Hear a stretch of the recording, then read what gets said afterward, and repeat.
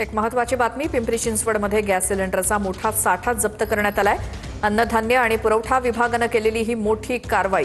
टेम्पोमध्ये भरलेले 57 टेम्पोमध्ये भरलेले 207 रिकामे गॅस सिलेंडर जप्त करण्यात आलेले आहेत।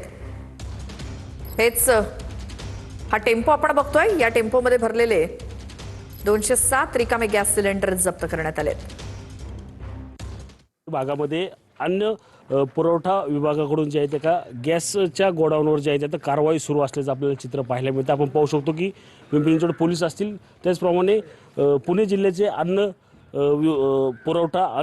पुरवठा विभागाचे अधिकारी या ठिकाणी आले। नक्की त्यांच्याकडून आपण जाणून घ्यावं तर नक्की कशा संदर्भात ही कारवाई जी आहे ती सुरू आहे, काय कारवाई सुरू करण्यात आली आहे, काय आढळून आलं या कारवाई दरम्यान। ठिकाणी नागरिकांच्या तक्रारीच्या अनुषंगानं ज्यावेळेस ह्या गॅस एजन्सी तपासणी केली त्यामध्ये बऱ्याचशा त्रुटी आढळून आल्या आणि त्यांनी जिथे या ठिकाणी जो साठा केला होता त्याची तपासणी केली असता यांनी अनधिकृतरित्या या ठिकाणी साठा केल्याचं आढळून आले।